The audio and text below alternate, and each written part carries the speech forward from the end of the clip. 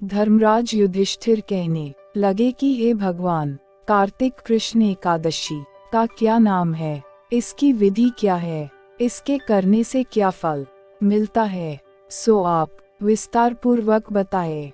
भगवान श्री कृष्ण बोले कि कार्तिक कृष्ण पक्ष की एकादशी का नाम रमा है। यह बड़े बड़े पापों का नाश करने वाली है।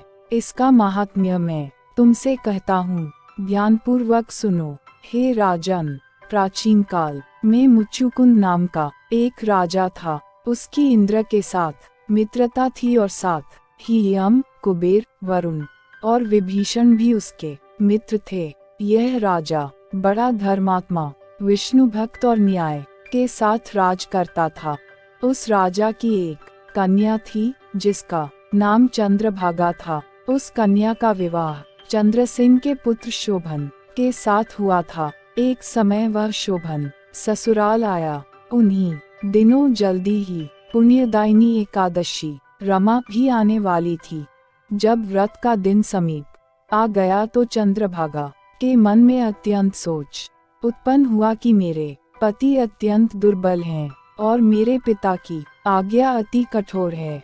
दशमी को राजा ने ढोल बजवाकर सारे राज्य में यह घोषणा करवा दी कि एकादशी को भोजन नहीं करना चाहिए। ढोल की घोषणा सुनते ही शोभन को अत्यंत चिंता हुई और अपनी पत्नी से कहा कि हे प्रिय, अब क्या करना चाहिए? मैं किसी प्रकार भी भूख सहन नहीं कर सकूंगा। ऐसा उपाय बतलाओ कि जिससे मेरे प्राण बच सकें, अन्यथा मेरे प्राण अवश्य चले जाएंगे।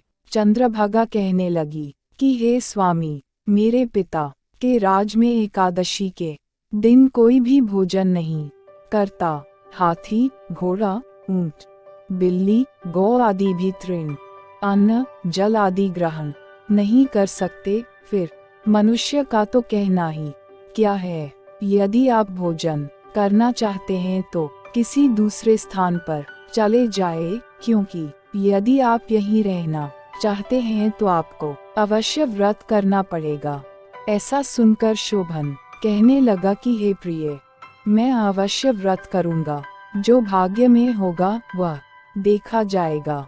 धर्मराज युधिष्ठिर द्वारा कार्तिक कृष्ण एकादशी का नाम, इसकी विधि, उसका फल कैसे मिलता है, यह मिलता है विस्तार पूर्वक बताए।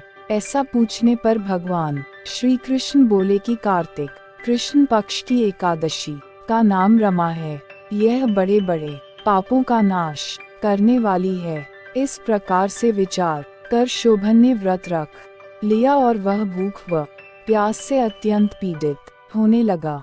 जब सूर्य नारायण अस्त हो गए और रात्रि को जागरण का समय आया, जो वैष्णवों को अत्यंत हर्ष देने वाला था, परंतु शोभन के लिए अत्यंत दुखदायी हुआ।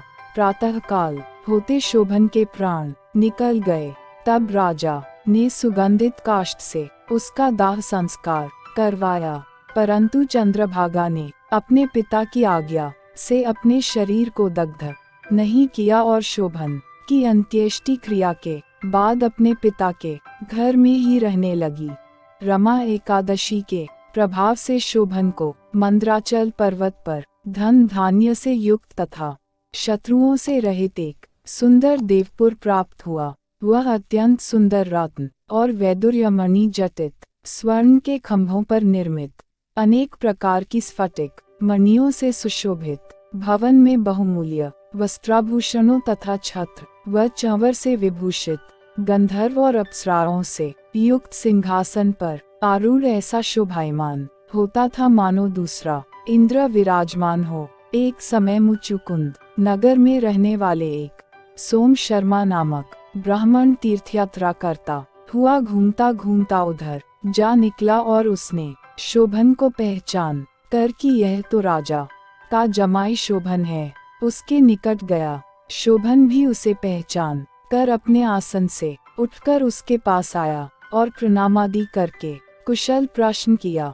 ब्राह्मण ने कहा कि राजा, मुच्चुकुंद और आपकी पत्नी कुशल से हैं। नगर में भी सब प्रकार से कुशल हैं, परंतु हे राजन, हमें आश्चर्य हो रहा है। आप अपना वृतांत कहिए कि ऐसा सुंदर नगर जो न कभी देखा न सुना, आपको कैसे प्राप्त हुआ। तब शोभन बोला कि कार्तिक कृष्ण की रमा एकादशी का व्रत करने से मुझे यह नगर प्राप्त हुआ, परंतु यह अस्थिर है। यह स्थिर हो जाए ऐसा उपाय कीजिए। ब्राह्मण कहने लगा कि हे राजन, यह स्थिर क्यों नहीं है और कैसे स्थिर हो सकता है, आप बताए, फिर मैं अवश्यमेव वह उपाय करूँगा। मेरी इस बात को आप मिथ्या न समझिए। शोभन ने कहा कि मैंने इस व्रत को श्रद्धारहित होकर किया है, अतः यह सब कुछ अस्थिर है। यदि आप मुच्चुकुंद की कन्या चंद्रभागा को यह सब वृतांत कहें तो यह स्थिर हो सकता है। ऐसा सुनकर उस श्रेष्ठ ब्राह्मण ने अपने नगर लौटकर चंद्रभागा से सब वृतांत कह सुनाया। ब्राह्मण के वचन सुनकर चंद्रभागा बड़ी प्रसन्नता से ब्राह्मण से कहने लगी कि हे ब्राह्मण, ये सब बातें आपने प्रत्यक्ष देखी हैं या स्वप्न की बातें कर रहे हैं। ब्राह्मण कहने लगा कि हे पुत्री, मैंने महावन में तुम्हारे पति को प्रत्यक्ष देखा है, साथ ही किसी से विजय न हो ऐसा देवताओं के नगर के समान उनका नगर भी देखा है। उन्होंने यह भी कहा कि यह स्थिर नहीं है। जिस प्रकार वह स्थिर रह सके सो उपाय करना चाहिए। चंद्रभागा कहने लगी, हे विप्र, तुम मुझे वहाँ ले चलो, मुझे पतिदेव के दर्शन की तीव्र लालसा है। मैं अपने किए हुए पुण्य से उस नगर को स्थिर बना दूंगी। आप ऐसा कार्य कीजिए जिससे उनका हमारा संयोग हो, क्योंकि वियोगी को मिला देना महान पुण्य है। सोम शर्मा यह बात सुनकर चंद्रभागा को लेकर मंद्राचल पर्वत के समीप वामदेव ऋषि के आश्रम पर गया। वामदेव जी ने सारी बात सुनकर वेद मंत्रों के उच्चारण से चंद्रभागा का अभिषेक कर दिया। तब ऋषि के मंत्र के प्रभाव और एकादशी के व्रत से चंद्रभागा का शरीर दिव्य हो गया और वह दिव्य गति को प्राप्त हुई। इसके बाद बड़ी प्रसन्नता के साथ अपने पति के निकट गई। अपनी प्रिय पत्नी को आते देखकर शोभन अति प्रसन्न हुआ और उसे बुलाकर अपनी बाईं तरफ बिठा लिया। चंद्रभागा कहने लगी कि हे प्राणनाथ, आप मेरे पुण्य को ग्रहण कीजिए। अपने पिता के घर जब मैं 8 वर्ष की थी तब से विधि पूर्वक एकादशी के व्रत को श्रद्धा पूर्वक करती आ रही हूँ। इस पुण्य के प्रताप से आपका यह नगर स्थिर हो जाएगा तथा समस्त कर्मों से युक्त होकर प्रलय के अंत तक रहेगा। इस प्रकार चंद्रभागा ने दिव्य आभूषणों और वस्त्रों से सुसज्जित होकर अपने पति के साथ आनंद पूर्वक रहने लगी। हे राजन, यह मैंने रमा एकादशी का महात्म्य कहा है। जो मनुष्य इस व्रत को करते हैं उनके ब्रह्म हत्यादि समस्त पाप नष्ट हो जाते हैं।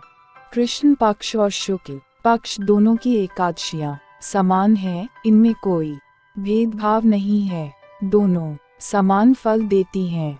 जो मनुष्य इस महात्म्य को पढ़ते अथवा सुनते हैं वे समस्त पापों से छूटकर विष्णुलोक को प्राप्त होता है। इति शुभम।